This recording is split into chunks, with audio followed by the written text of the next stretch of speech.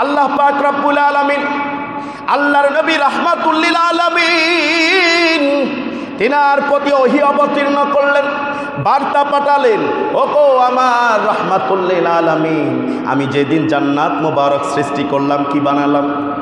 যেদিন আমি জান্নাত মোবারক বানালাম, জান্নাতকে যেদিন আমি সৃষ্টি করলাম, ওই জান্নাতে আমি আদর করে, মায়া করে, ভালোবেসে নবী গো দুইটা নাম আমি রেখে দিয়েছিলাম। ওই দুইটা নাম হলো হাসান আর হুসাইন। বলি সুবহানাল্লাহ, আল্লাহু আকবার।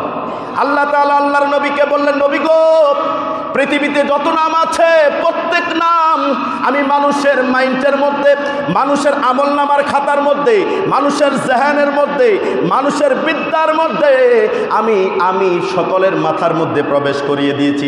কিন্তু আমি দুইটা নাম পৃথিবীর কোনো মানুষের জেহেনের মধ্যে ফিট করে দেই নাই। কিন্তু আমি দুইটা নাম পৃথিবীর কোনো মানুষের আমলনামার খাতার মধ্যে লিখে দেই নাই। কিন্তু আমি দুইটা নাম পৃথিবীর কোনো মানুষকে জানায়া দেই নাই। ও রাহমাতুল লিল আলামিন, সেই দুইটা নাম হলো হাসান আর হুসাইন। চিৎকার মেরে বলি সুবহানাল্লাহ।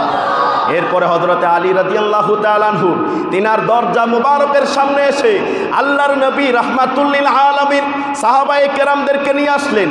যেমন আল্লাহর নবী যেখানে যায়, আল্লাহর নবী যেখানে যায় সেখানে সাহাবায়ে কেরামরা নবী মুহাম্মাদুর রাসূলুল্লাহর সাথে পিঁপড়া যেমন লাইন ধরে হাঁটে না, ঠিক আমার নবীর সাথে সাহাবায়ে কেরামরা ঠিক সেভাবে হাঁটতেন। বলি না সুবহানাল্লাহ? আর একটু জোরে বলেন না সুবহানাল্লাহ? আর শক্তি নাই, সুবহানাল্লাহ বলেন।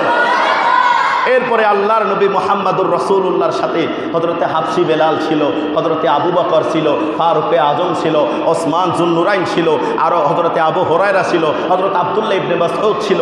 এভাবে করে জলিল ও কদর সাহাবী নবী করিম রাউফুর রহিম সাল্লাল্লাহু আলাইহি ওয়াসাল্লামের নূরানি পৃষ্ঠ মোবারকের পিছে ছিল নবী করিম সাল্লাল্লাহু আলাইহি সাল্লাম। হযরতে ফাতেমার ঘরের দরজা মোবারকের কড়া নাড়লেন, নাড়তে না নাড়তে হযরতে শেরে খোদা আলী রাদিয়াল্লাহু তাআলা আনহু দরজা মোবারক খুললেন। দরজা মোবারক খোলার পরে নবী রাহমাতুল লিল আলামিন, নবী রাহমাতুল লিল আলামিনকে দেখতে পেলেন। আসসালাতু ওয়াসসালামু আলাইকা ইয়া রাসূলুল্লাহ বলে হযরতে আলী নবী মুহাম্মাদুর রাসূলুল্লাহকে সালাম দিলেন। বলি সুবহানাল্লাহ। সালাম দেওয়ার পরে নবী করিম রাউফুর রহিম সাল্লাল্লাহু আলাইহি সাল্লামের পিছনে সকল সাহাবায়ে কেরাম, অসংখ্য সাহাবী ছিল, লক্ষাধিকের অধিক ছিল, হয়তো হাজারের অধিক ছিল। কারণ নবী যেখানে যায় সাহাবায়ে কেরামও সেখানে, ঠিক কিনা বলেন? নবী যেখানে যায় সাহাবায়ে কেরাম সেখানে। নবী ঘরের দরজার ভিতরে আরাম ফরমাচ্ছে, সাহাবায়ে কেরামরা দরজার বাহিরে নবীর নূরানি চেহারা মোবারক থেকে নূর আহরণ করার জন্য, নূর বক্ষণ করার জন্য, নূর অর্জন করার জন্য তারা নবী মুহাম্মাদুর রাসূলুল্লাহর দরজার সামনে উট পেতে বসে থাকতেন। বলি না সুবহানাল্লাহ? ওই সকল সাহাবায়ে কেরাম নবী মুহাম্মাদুর রাসূলুল্লাহ, নবী মুহাম্মাদুর রাসূলুল্লাহ সাল্লাল্লাহু আলাইহি সাল্লাম হযরতে আলীকে বললেন, ওগো আমার আলী, আমার প্রাণপ্রিয় দুইটা নাতির নাম কি তুমি রেখেছো? প্রাণপ্রিয় দুইটা নাতির নাম কি তুমি রেখেছো? যেহেতু বাবার একটা অগ্রাধিকার আছে তার সন্তানের নাম রাখা, ঠিক কিনা বলেন? যেহেতু মারও একটা অগ্রাধিকার আছে ছেলে সন্তানের নাম বাছাই করে রাখা, ঠিক কিনা বলেন? এরপরে হযরতে আলীকে জিজ্ঞেস করলেন, ওগো আলী, আমার দুইটা নাতি হাসান আর হুসাইন, আমার দুইটা নাতি, ছোট নাতি আর বড় নাতির নাম কি রেখেছ? হযরতে আলী বলেন, নবী গো, ওগো আল্লাহর নবী, রাহমাতুল লিল আলামিন বড় জনের নাম রেখেছি আমি হামজা, ছোট জনের নাম রেখেছি জাফর। বলি সুবহানাল্লাহ। নবীকে বললেন, নবী গো, বড় জনের নাম রেখেছি, কি রেখেছি? হামজা, ছোট জনের নাম রেখেছি জাফর।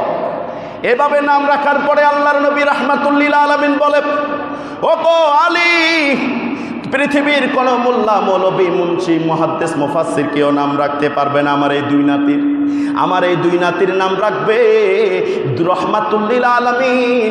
আমার এই দুই নাতির কানে আজান দিয়েছেন আর রব্বুল আলামিন, এই দুই নাতির নাম রাখবে। সুবহানাল্লাহ বলেন না? এরপরে আল্লাহ পাক রব্বুল আলামিন নবী মুহাম্মাদুর রাসূলুল্লাহর নূরানি জবান পাক হয়ে কথা বলছেন। আল্লাহ তাআলা বলছেন, ওগো হযরতে আলী,